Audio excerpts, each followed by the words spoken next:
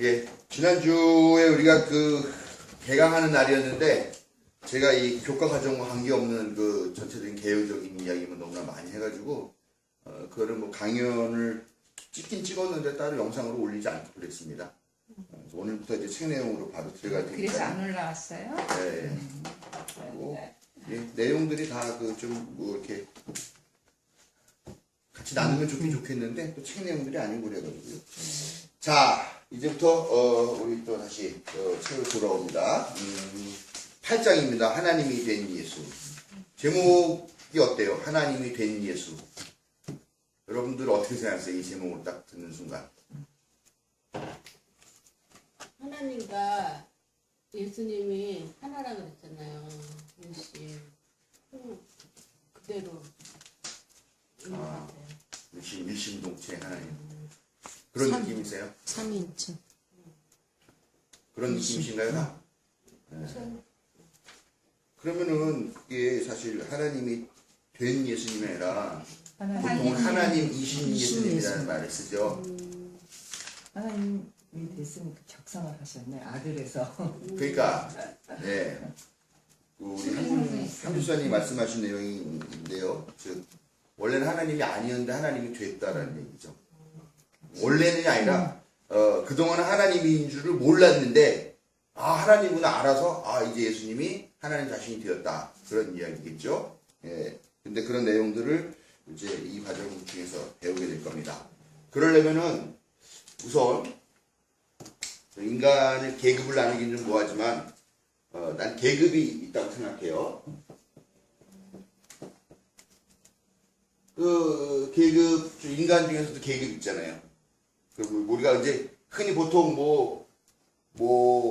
저 사회주의권이나 공산주의권에서 하는 것처럼 프롤레타리아 계급, 부르주아 계급 그런 건 아니라 할지라도 그냥 우리가 일반적으로 늘 할 때 보면 이렇게 상류층이 있고 또 중류층이라고 그러나요? 중류는 잘 안 쓴다. 그냥 뭐라죠? 하나만 그랬지. 중상층. 중산층. 네, 중산층이라고 보통 이렇게 좀 느낌이 좀 다르긴 하죠. 산자가 재산에 관련된 거니까요. 그 다음에 하류가 있고, 하류가라기보다는 여기 그냥 평민 계급 같은 게 갑과 을. 그 다음에 하류가 있고, 그 다음에 그 아래 아주 천민 이런 게 이렇게 있을 수 있겠죠, 보통. 우리가 따지는 게요. 이게 지금 우리가 이렇게 쓰는 게 그런 일반적인 개념은 아닙니다만 사람들 마음속에는 다 있는 것 같아요. 그래서 아까 뭐라고 말씀하셨죠? 조금 전에 누가 뭐라고 말씀하셨죠? 갑을, 예. 이게 갑을식으로도 나눠질 수도 있고요.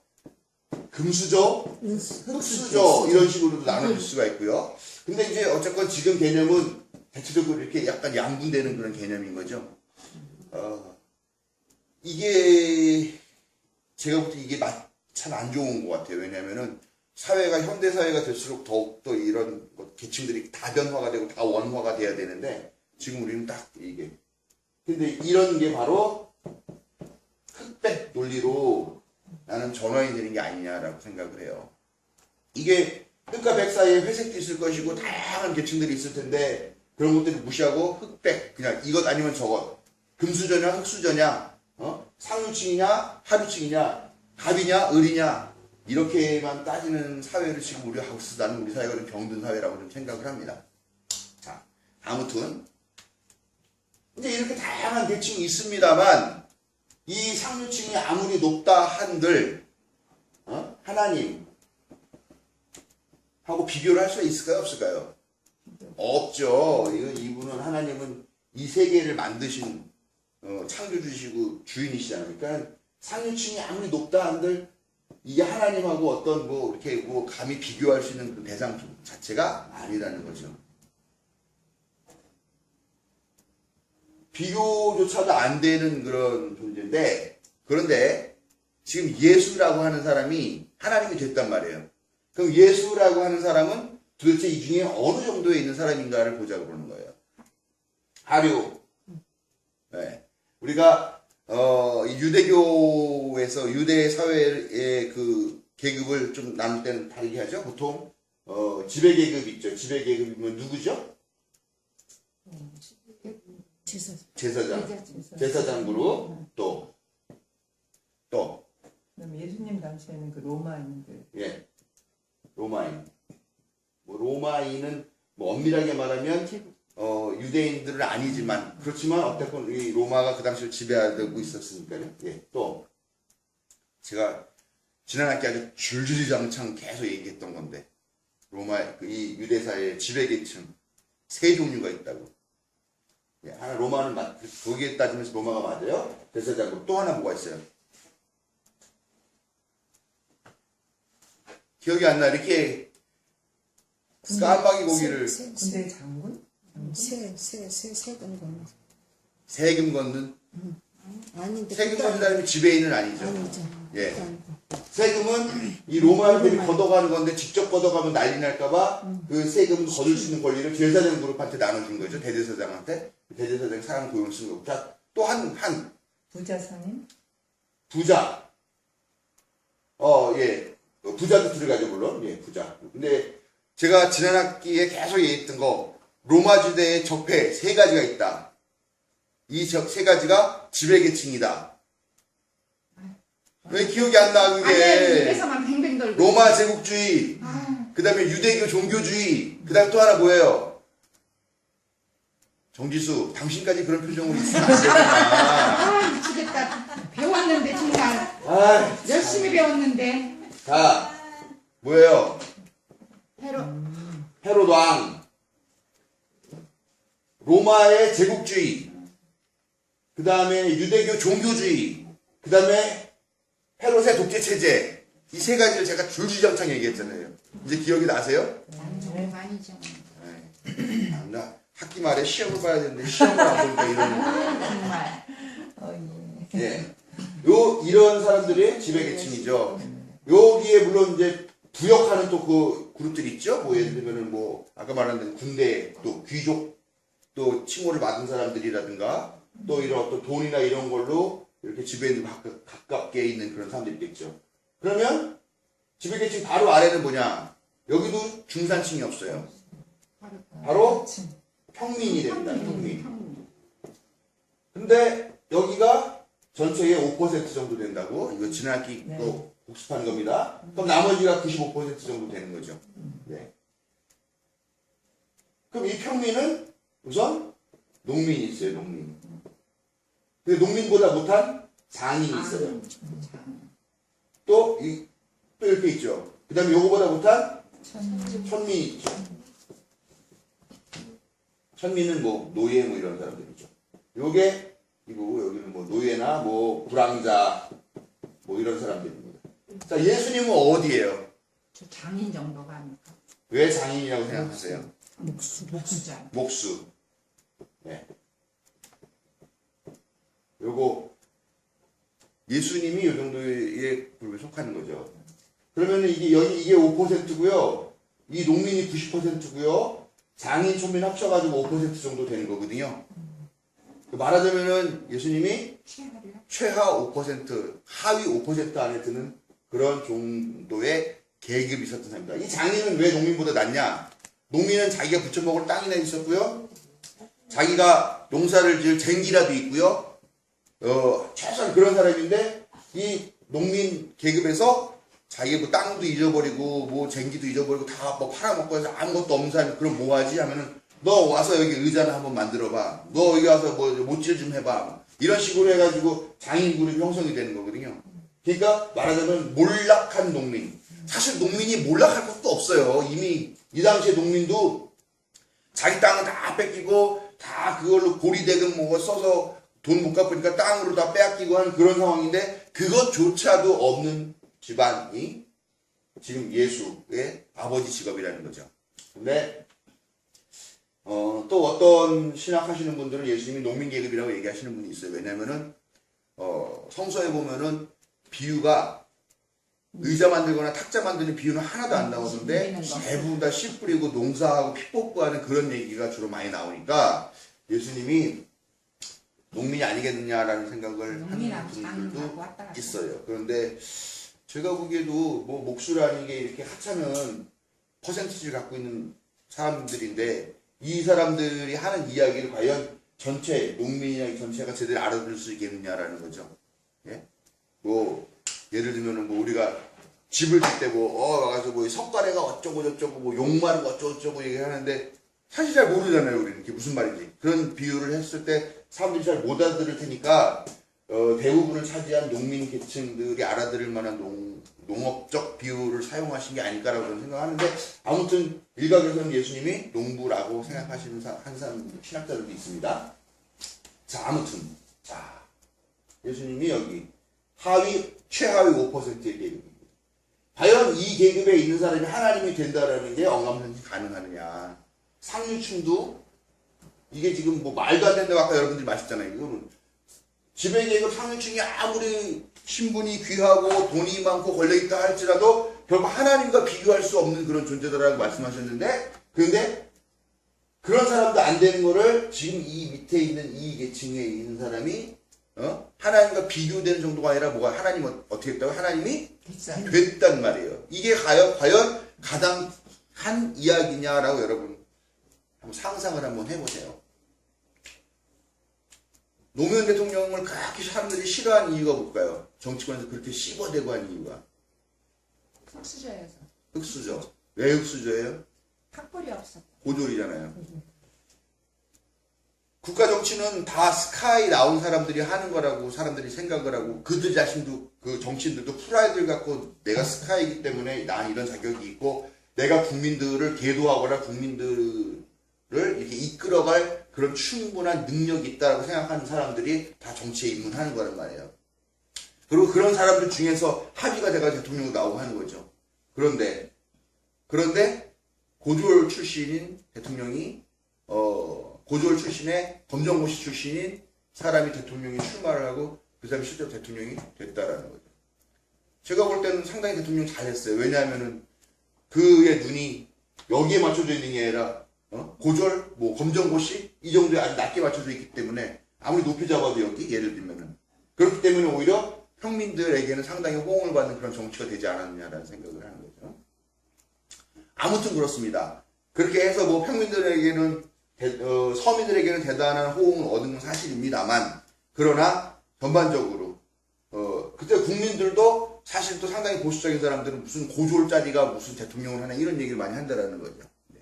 만약에 제가 한국 감리교의 감독이 되겠다고 이렇게 나선다 그러면 사람들이 다 뭐라 그러겠어요? 잘했다. 투표권이 없으신 분은 아무리 그렇게 얘기해도 소용이 없고요. 아니면 제가 예를 들면은 감리교에서 제일 큰 어떤 교회에 내가 담임 목사를 하겠다라고 하면은 사람들이 다 뭐라 그러겠어요? 제가 무슨 뭐 박사학위가 있어, 뭐 큰 교회에 했던 경험이 있어, 해외 나갔다 왔어. 네, 뭐 외국 목회를 해온 적 있어, 뭐가 있어, 그러지 않겠냐라는 거죠. 이게 사실 상식적으로 말이 안 되는 거예요. 왕이나 황제가 하나님의 아들이 된다거나 하나님이 된다라고 하는 건 우리가 그럴 수 있다라고 상식적으로 생각을 해요. 그런데 거지나 불황자보다 조금 나은 계급에 있는 사람이 하나님이다라고 얘기하는 걸 과연 여러분들은 동의할 수 있느냐?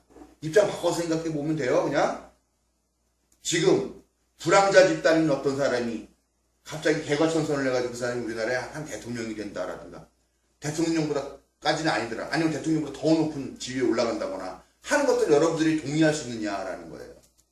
뭐 대단한 사람이네라는 생각을 할 수 있지만 그러나 야 국격이 있지 저런 사람이 어떻게 저런 자리에 올라갈 수 있어 라는 생각은 보나마나 할 거라는 거죠.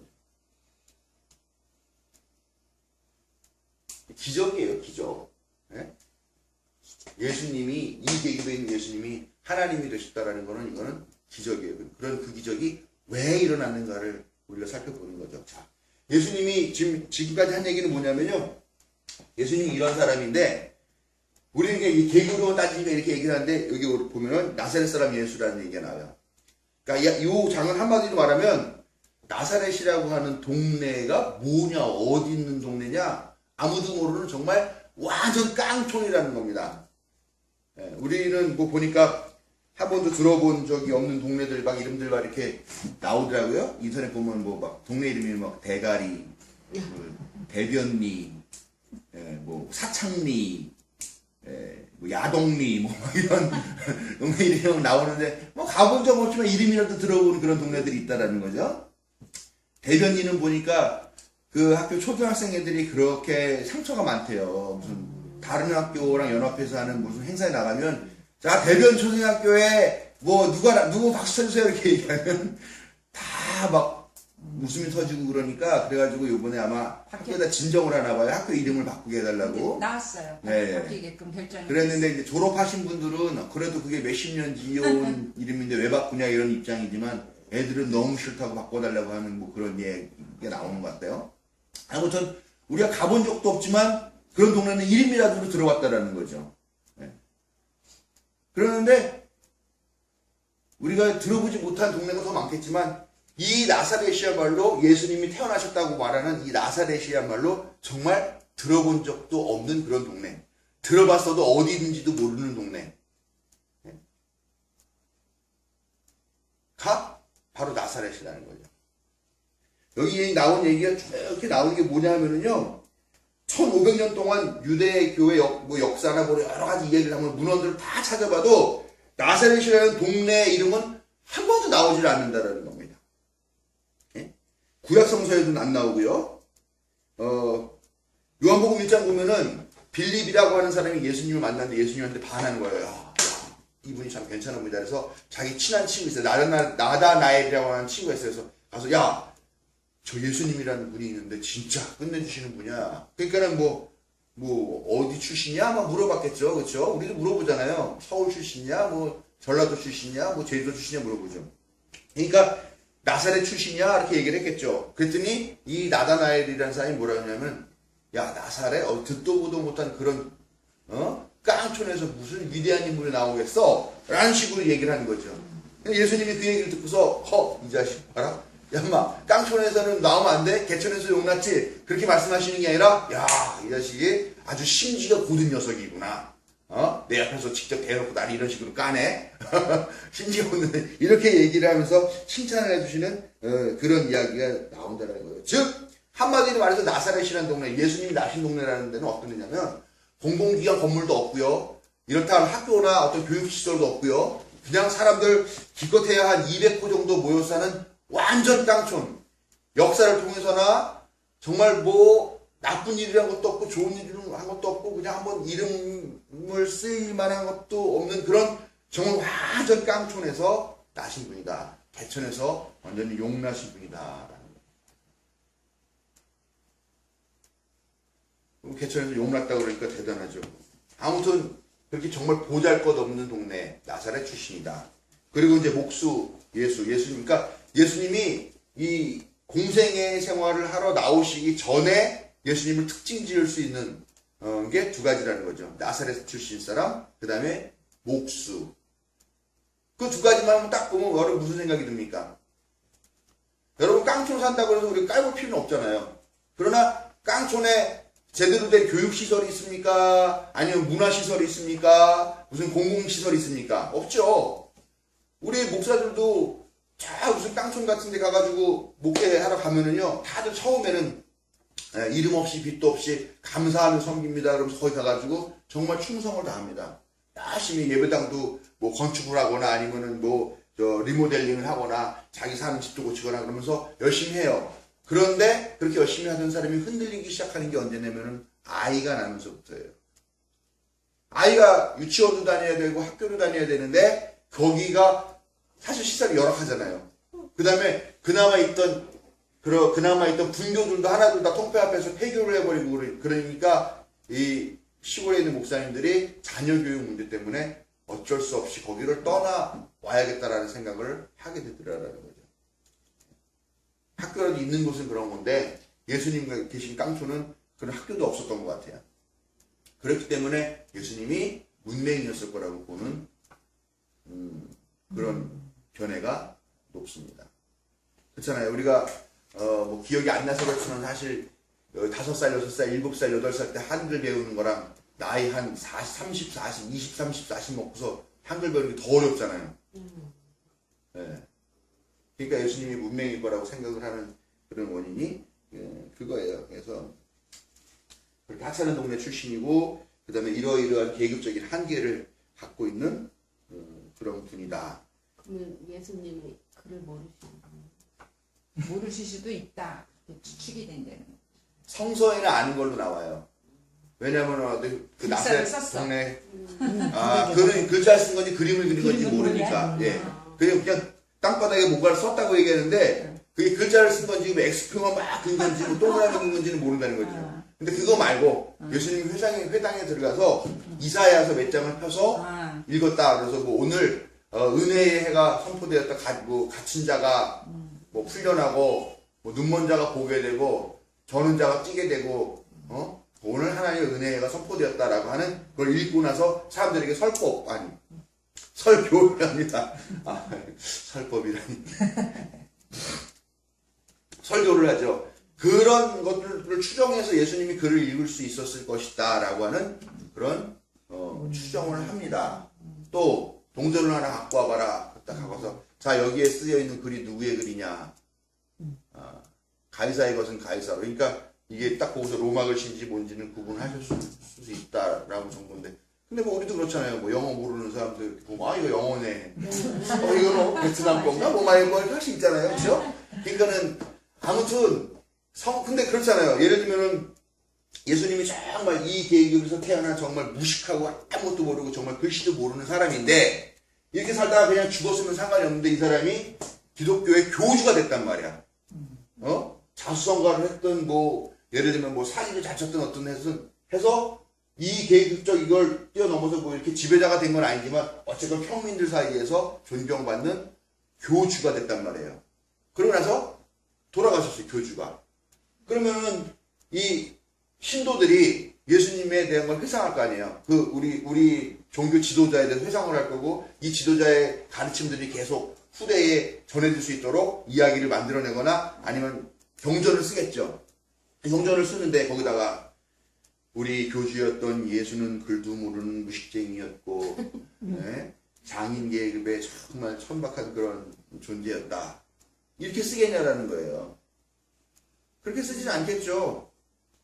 그러나 전혀 안 쓸 수는 없죠. 자, 성서에 예수님의 직업이 뭔지 나온다 안 나온다. 나온다고 생각하시는 분 손 들어보세요. 안 나온다고 생각하시는 분 손 들어보세요. 성서에 예수의 직업이 뭔지 나온다고 생각하시는 분 손 들어보세요. 안 나온다고 생각하시는 분 생각해요. 짜증나니까 묻지 말라고 생각하시는 분 목수라고 나오잖아요. 목숨은 나오는 진짜 나와요? 아버지가 나오고 왜 장로 직책을 걸고 한번 만약에 틀리면 이제 집사로 내려가는 거야. 아버지가 목수라 그랬지. 아버지가 목숨 라 그랬지. 예수님은 아닌 거. 목수의 아들. 그러니까 아버지가 목수라고 나온 거는 분명히 다 알고 계시죠? 그 예수가 목수라고 나온 게 있냐 없냐는 거예요. 없을 것 같아 물어보시는 거. 아주 그냥 아유, 찡그리구나. 눈치만 아주 그냥. 눈치가 백단이네. 저도 이거 방송에 나가는데 큰 소리 쳤다가 나중에 누가 딱 들이밀면은 큰일 나죠. 제가 알고 있기로는 예수가 목수다라고 하는 직접적인 언급은 없는 걸로 알고 있습니다. 목수의 그게 아들. 아버지가 목수였기 목수의 아들 때문에 이렇게 돼. 당연히 아버지의 직업이 세습이 되던 그런 시대이기 때문에 그래서 예수가 목수일 거다라고 추정을 하는 거지 예수 자신이 목수라고 나오는 거는 없는 걸로 제가 알고 있습니다. 자, 왜 그럴까? 그럼 정말 예수의 직업은 뭐였을까요? 저는 함부로 직을 안 걸어요. 세상에 이 세상에 공생애를 살러 나오기 전에 직업은 무엇이었을까요?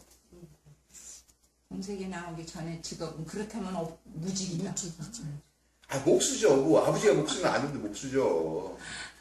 아니 그 시대에 목수가 뭐 저렇게 계급도 높지 않고 돈도 많이 버는 사람도 아닌데 뭐 무거운 거 지고 나르고 할 때 뭐 사람 써서 하겠어요. 자기 애 데리고 다니면서 하면서 이렇게 하다 보면 하는 거죠. 당연히 그렇게 되는 거죠. 예수님이 직업이 목수였던 것은 분명한 것 같아요. 목수나 농부였던 것은 분명한 것 같아요. 그럼에도 불구하고 왜 예수의 직업이 무엇이었었다라고 하는 이야기는 한 번도 성서에 나오지 않을까요? 왜 그럴까요?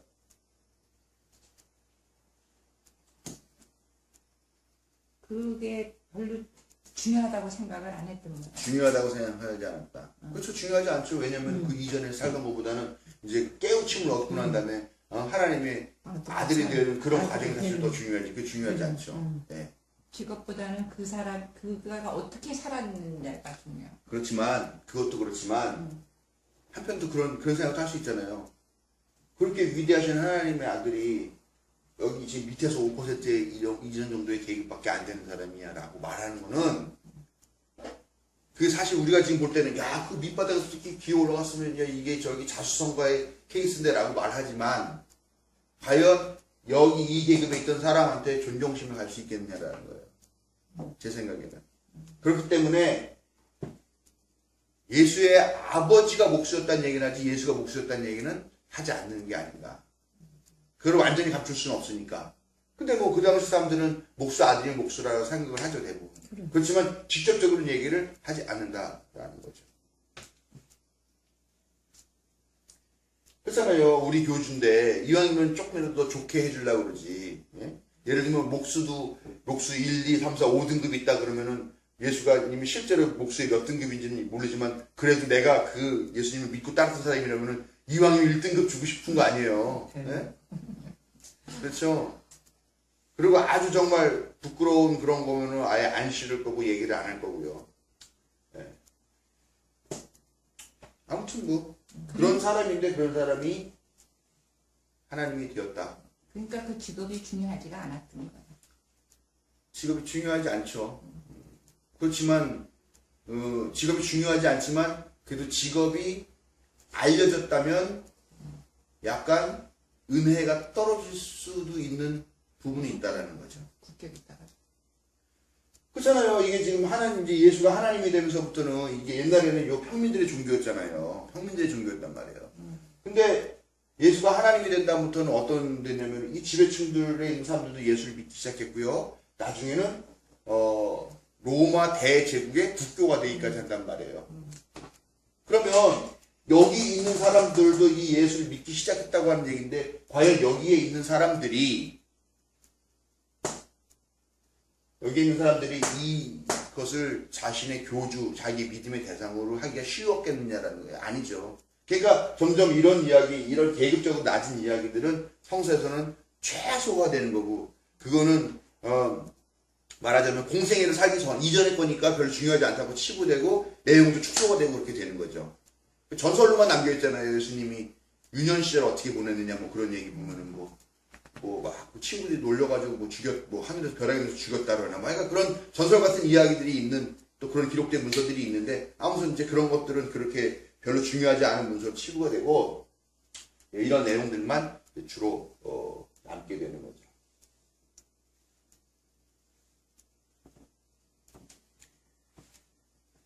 자, 여기까지 이제 보셨죠? 네. 여기까지. 그러니까 예수님이 여기 평민보다도 못한 하류, 평민보다 조금 못한 하류계층, 장인 목수계층, 5% 하류 5%이신 그런 분이 삶을 사시고 계시던 그런 분이었었어요. 그런데 이분이 어느 날 갑자기 깨달음을 얻게 됩니다. 그래서 당시에 뜨고 있었던 예언자라고 하는 세례 요한의 문하생으로 들어갑니다. 즉 말하자면 세례 요한이 담임 목사에 있는 교회로 들어가는 거죠. 근데 그게 단순하게 교회만 출석하는 게 아니라 거기서 무슨 직책도 맡는 역할을 한다는 거죠. 아주 높았던 역할은 아니었던 것 같아요. 어쨌건 세례 요한이 이 시대의 마지막을 선언하면서 키우던 제자 그룹에 예수님이 들어가게 됐다. 사실은 그것만 해도 대단한 거다. 왜냐? 예수님이 나사렛이라고 하는 듣도 보도 못한 깡촌 출신인데 당시에 뜨고 있었던 예언자 세례 요한의 문화로 들어갔다는 것만 해도 엄청나게 대단한 사건이었고 개천에서 용난 거다라는 겁니다. 그렇게 되면서 예수님이 세례 요한 밑에서 그 세례 요한의 말씀을 배웠죠. 그랬는데 나중에 어떤 이유로 예수님이 세례요한과 결별을 하게 됩니다. 제가 볼 때는 세례요한이 끌려가가지고 죽고 난 다음인 것 같아요. 그렇죠? 뭐 예수 파도 그렇지만 세례요한 파도 그렇죠. 그 대표 하나만 잡아다 죽여버리면 그 아래 것들은 자연스럽게 와야 되는 거죠. 예? 예수 하나만 잡아다가 족치면 그 아래 것들은 자연스럽게 와야 되는 거죠. 세례요한 죽이니까 아래 것들이 와야 되면서도 몇몇 운동들이 있었어요. 근데 예수님은 거기서 그걸 보면서 아마 충격을 받은 것 같죠. 아, 더덥구나. 헛되고 헛되도다. 과연 그럼에도 불구하고 어떻게 새 세상을 열 것인가 하는 그런 나름대로의 고민을 하면서 뭐 세례요한이 서겼던 게 그거잖아요. 회개하라, 천국이 가까웠다. 도끼가 그 뿌리에 지금 놓여있다. 너희가 회개에 합당한 열매를 맺지 않으면은 찍어서 타는 아궁이에 가서 불살러질 것이다. 그러니 회개해라. 이 회개를 촉구하는 그런 설교를 했다라는 거죠. 즉 하나님의 심판이 다가왔다는 설교를 한 건데 예수님은 조금 다르게 생각하는 것 같아요. 심판이 다가오고 있는 것은 분명하죠. 예수님도 그런 설교를 했으니까. 그리고 다가오고 있지만 우리가 회개도 해야 되는데 회개로만 끝날 것이 아니라 우리가 이 세상을 새롭게 만드는 역할을 해야 된다라고 하는 그런 말씀을 하신 것 같아요. 그래서 그런 차이 때문에 결별해가지고 예수님이 혼자 독자적으로 예수파를 만들게 됩니다. 뭐 일부러 만들려고 만든 건지 아니면은 옳은 소리를 하고 다니니까 사람들이 감명해가지고 따라다니는 건지는 모르겠지만 아무튼 예수파가 생기는 거죠. 예수님이 출가를 시작한 나이가 몇 살일까요? 30세 즈음. 그렇지. 예, 참 풍어를 읊는다더니 또 그냥 이렇게 얘기하니까 예수님 생일이 며칠? 12월 25일. 12월 25일 즈음. 즈음. 근데 그거는 좀 말이 있는 저는 거예요. 여름이다라는 설도 좀 있어요. 생일은 모른다 그랬잖아요. 모르는. 하여튼 25일이 생일이야. 내가 생일 얘기도 많이 한 것 같은데 기억을 까맣게 못 하시네. 25일은 생일이 아니라고 했어요. 분명히. 아니야. 12월 25일은 태양신 아폴로신을 섬기는 거의 축일입니다. 예, 해가 이렇게 동지죠.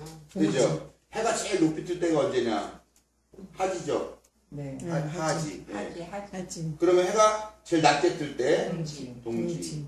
이 말은 뭐냐면 하지서부터는 네. 낮이 짧아지고. 예, 낮이 제일 긴 날이죠. 네, 그리고 밤이 짧아지고. 제일 긴 날이죠. 낮이 점점 길어지고 길어지고 점점 이제 내려가고. 낮아지고요. 예, 이렇게.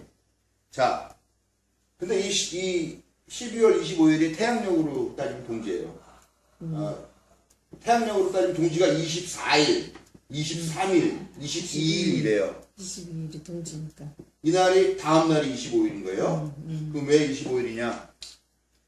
이 세상이 가장 어두운 날, 가장 어둠이 긴 날, 이 세상에 암흑에 둘러싸여 있는데 그 암흑으로부터 해방되는 첫 걸음을 딛는 날, 언제? 12월 25일.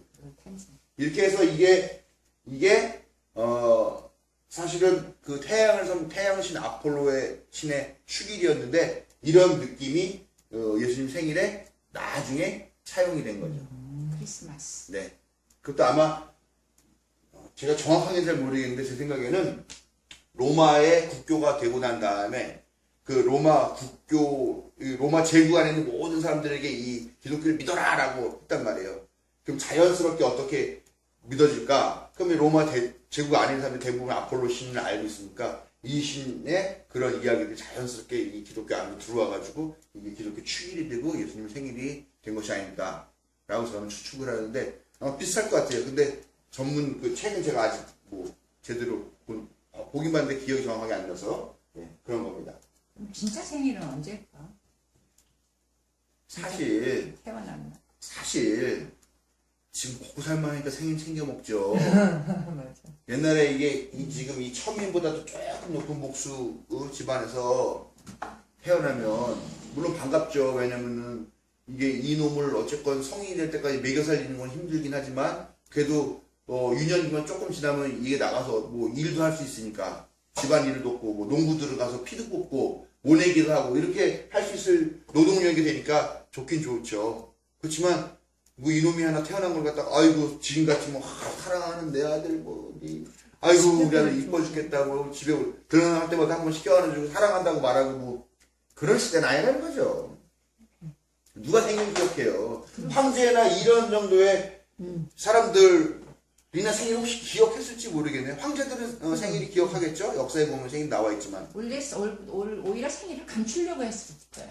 왜요? 성령으로 태어났어. 성령으로 태어난 건 왜 감춰요? 성령으로 정상적인 결혼이 아니어서 왜냐면 그때는 2세 이하는 다 다 죽였으니까. 죽였고. 그럴 수 감출 있죠. 수도 있어요. 그렇죠. 오히려 네. 감추는 거. 예.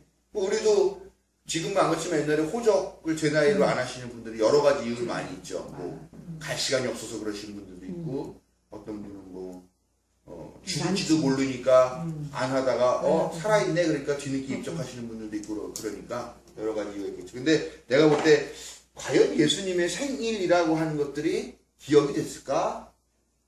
나면서부터 그게 생일을 기억해야 될 만큼 그렇게 귀한 분이라는 그런 증표가 있었을까? 라는 생각을 저는 좀 합니다. 정말로 성령으로 잉태되어서 낳았다고 한다 그러면 그 엄마가 생일을 분명히 기억하고 있다가 예수님 돌아가신 후에 교회에다 알렸겠죠. 이날이 예수가 난 날이니까 축기를 지켜라 라고 얘기를 했겠죠.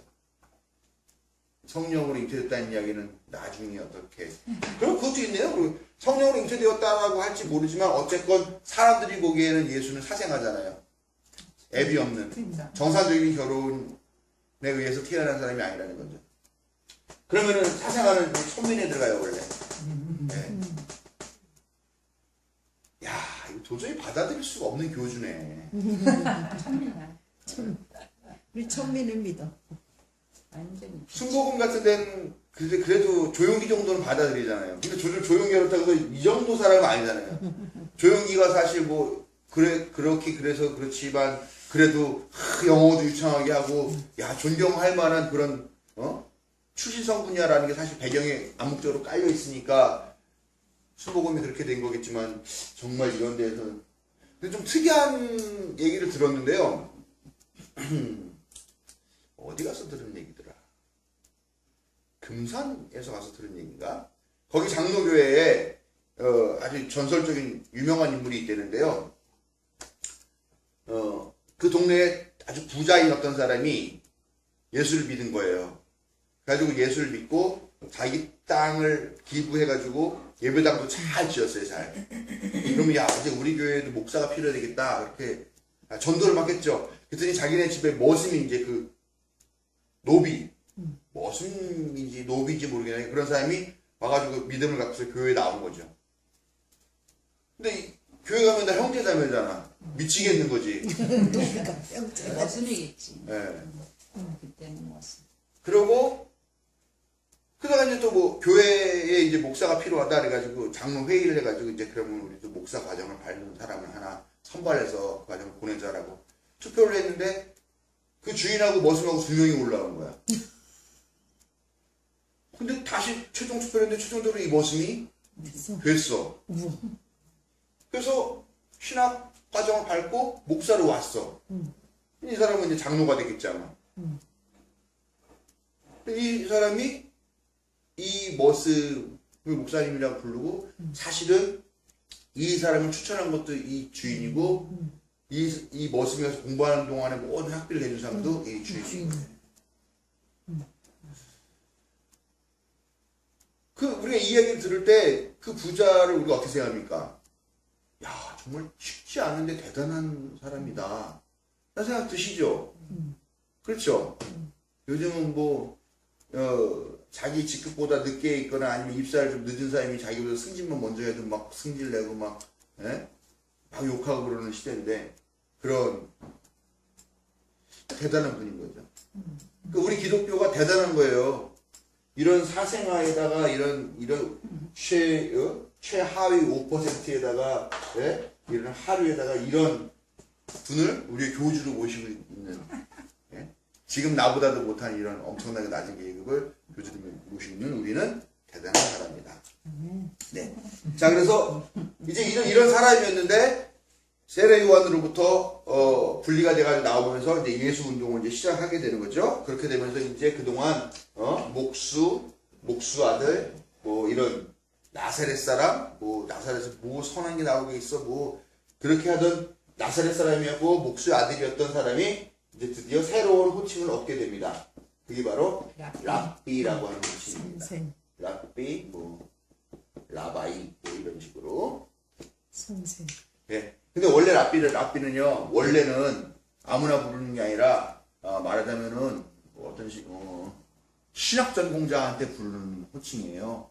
뭐, 서기관이나 율법사나 이런 식으로, 신학 공부, 유대교를 정식으로 공부한 사람들, 율법 학자, 이런 사람들을 보통 랍비라고 부르는 건데, 예수님은 그런 사람이 아니었죠.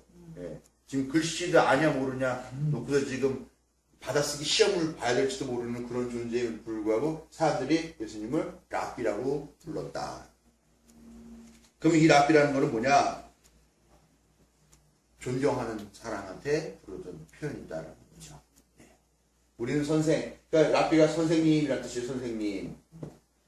네? 선생님이라는 뜻이 쉽게 말하면 선생님이라는 뜻이죠. 원래는 율법학자, 신학자 이런 사람들에게 부르는 거지만 그건 좀 나중이고 예수님 당시에는 랍비가 선생님이라는 뜻이죠.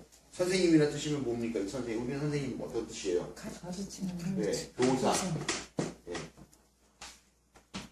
보통 교사라고 얘기를 하죠. 그 다음에 또 스승. 이게 교사라고 하죠. 선생님이라고 하죠. 그 다음에 할 말 없으면 선생님이라고 그러죠. 적당히 부르기가 애매하면 선생님이라고. 아유 선생님. 예. 그러니까 우리가 이 교사는 학교나 어떤 교육기관에서 나를 가르치는 티칭을 하는 분들을 우리가 교사 선생님이라고 부르죠. 스승은 어떻습니까? 스승은 이게 스승이라는 게 우리 꼭 이런 학교나 어디 가서 공부할 가르쳐주는 사람만 스승이라고 부르진 않죠. 예, 정말 내 인생이 스승이야 뭐 이렇게 얘기를 할 수 있는 거죠. 말하자면은 언제 어디서라도 내 삶에 큰 영감을 주고 내 삶을 움직이게 하는 어떤 그런 영향력을 발휘하신 분들을 우리가 스승이라고 부르죠. 그러니까 아마 예수님이 뭐 이 정도겠죠. 예수님이 정식으로 학교 어디서 강의를 하신 적은 없을 테니까요. 뭐 요 정도가 예수님. 그래서 사람들이 그에 대한 인격적인 어떤 존경심을 가지고서 스승님이라고 이렇게 선생님이라고 불렀을 것이다 하는 얘기가 있습니다. 네. 그래서 뭐 여기 보면은 뭐 랍비라고 몇 번 불렀고 선생이라고 몇 번 불렀고 뭐 뒤에 마태복음 뭐 공간복음에 몇 번 나오고 요한복음에 몇 번 나오고 그러는데 그런 건 한번 읽어보세요.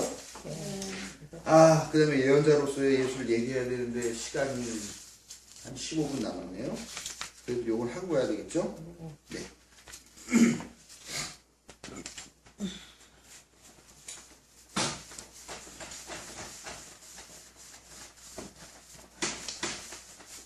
자, 사람들은 예수님한테 선생님, 랍비요, 랍비님 이렇게 부르면서 예수님에게 존경심을 보였어요. 계속 지금 이 이야기가 예수님이 존경심 받은 거라고 생각하지 마시고요. 이랬던 사람이 이렇게 됐다라는 거에 초점 맞춰야 돼요. 네. 이렇게 정말 당시에 사람 취급도 못 받을 만한 그런 사람이 그렇게 사람들로부터 존경받는 랍비 칭호를 받았다. 여기에 하나 더 해서 예수님이 무슨 칭호를 받았냐면은 예언자 칭호를 받았습니다. 왜냐하면은 사람들이 나를 누구라 하더냐라고 하니까 세례 요한이 다시 살아나셨다고도 하고 엘리야라고도 하고 뭐 여러 예언자 중에 한 사람이라고도 합니다. 그래? 그럼 너는 나를 누구라고 하느냐? 예, 저는 살아계신 하나님의 아들 예수 그리스도이십니다. 그러니까 네가 참 대답을 잘하는구나. 허허허. 그러면서 어디가 절대 얘기하지 마라. 그리고 그렇게 떠들고 다니면은 내가 오해를 사서 끌려가서 죽을 수도 있단다.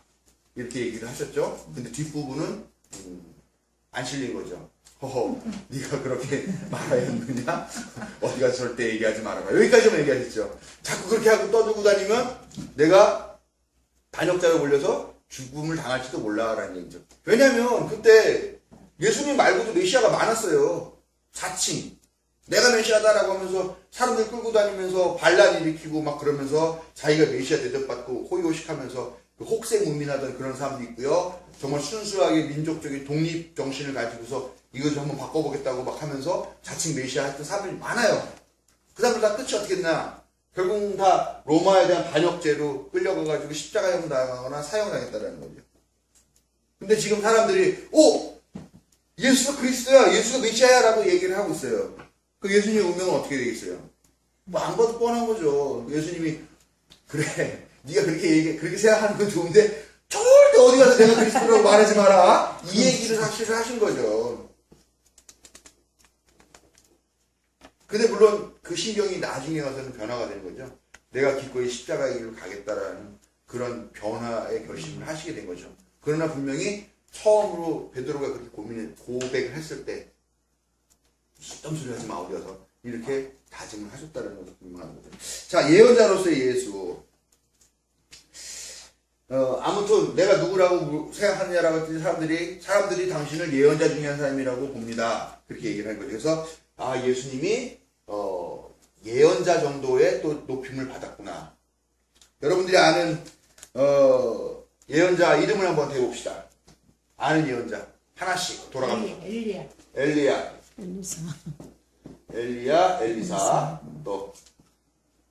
또 양집사님 차례인데 세례 요한, 네. 또 호세야, 또 예레미야. 여기서 한 바퀴 더 돌아가면 여러분들이 시험에 빠질 것 같아서 여기까지만 하겠습니다. 뭐 되게 많습니다. 이사, 예레미야, 에스겔, 호세야, 아모스, 미가, 요나, 하박국, 말라기, 오바댜, 예, 많아요. 정말 많아요. 애가 다 예. 예레미야서나 이사야서 같은 거는 뭐 분량도 엄청나게 많고요. 예. 예언자가 무척 많습니다. 예언자 전통이 그만큼 유대교에서 상당히 중요한 역할을 하고 있습니다. 자, 예언자가 하는 일이 뭘까요? 책 다 읽어오셨어요? 네, 읽었어요. 읽었는데 물어보면은 네. 예의가 아니죠? 어리부리. 다 읽었는데 왜 자꾸 물어봐. 어리부리. 짜고 치는 것도 아니고 그러니까 자, 예언자. 우리가 예언을 받으려면 어디를 갑니까? 점쟁이한테 가죠. 진짜 그러잖아. 우리는 안 가지만. 네. 유한태 목사는 가지만 우리는 안 갑니다. 옛날에 엄마들 많이 갔지. 예. 이제 다 나. 가끔이 좀 위로를 받으셨어요? 신수가 뭐 하나 돼? 아기를 낳아야 되는데 제왕절기로 나니까 그래도 이왕이면 좋은 날. 날 받으려. 가는 사람마다 다 틀린 거예요. 이게 진짜 어렵더라고. 이 사람은 언제 나라, 이 사람은 언제 나라. 아유, 한 군데도 아니고 여러 군데 가셨으면 참. 그러니까. 예. 근데 다 틀려요. 같은 달이 겹쳐지는 데도 없어. 없어요. 아니, 다른 그 국채만 달이야. 많이 쓰셨네.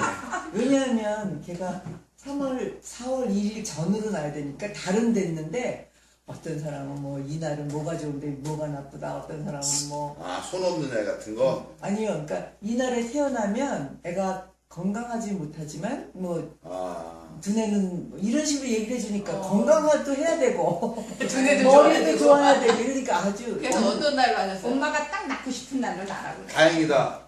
어떤 날, 이날에 나시면 얘는 신이 될 겁니다. 그런 말을 만약에 그랬으면 그날 나실 거예요? 아니요. 안 나. 더 부담스럽죠? 예, 자. 이렇게 예언자들은 유대교사에서 존경받는 사람이었습니다만 지금 말씀하신 것이 우리가 점 치려갈 때 쓰는 그런 예언자의 개념은 아닙니다. 그러나 물론 그런 역할을 하는 사람들이 있어요. 근데 되게 중요한 거는 하나님이 십계명을 내리고 또 신명기 이런 걸 통해 가지고 율법들을 내리는데요. 그 율법 중에 있는 중요한 내용들이 하나가 뭐냐면요. 점쟁이들은 다 돌로 쳐 죽이거나 성 밖으로 내쫓으라고 나와요. 앞날을 얘기하는 사람들, 점쟁이들은요. 그러니까 그 말은 뭐냐면은 이 예언자들은 그 점쟁이들이랑 완전히 다른 거죠. 그 점쟁이들은 끌려가서 돌에 맞아 죽어야 되지만 이 사람들은 오히려 존경받는 사람이었다는 거죠. 왜 존경을 받았냐? 그 사람들은 현재를 얘기해. 미래가 아니야. 현재를 이야기하고 그 현재의 결과를 예측을 하는 거죠. 자, 여기 책에 보면은 이 사람들이 했다는 게 이제 보통 고발, 그 다음에 위협, 변화의 요청. 그 다음에 변화의 변화 요청. 이거를 한 게 이 예언자들의 역할이에요. 근데 중요하게 봐야 될 게 하나 있어요.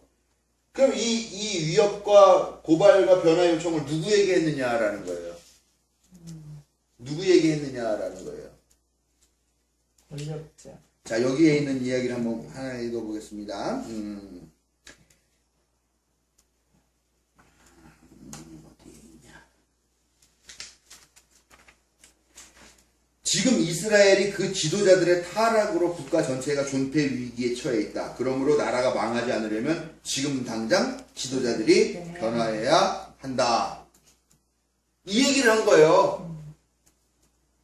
지도자들 니들이 지금 개판 치고 있으니까 이 나라 쫄딱 망하게 생겼어. 니네 빨리 변화되고 달라지지 않으면 이 나라 망하고 다 죽어 없어질 거야. 너 어떻게 할 거야? 빨리 변해야 돼, 변해야 돼. 이 얘기를 한 게 이 예언자들이에요.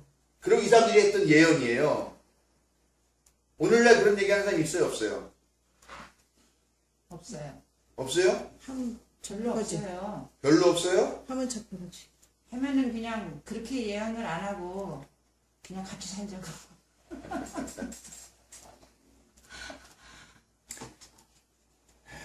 그런 예언을 했으면 적폐 세력이 없었게.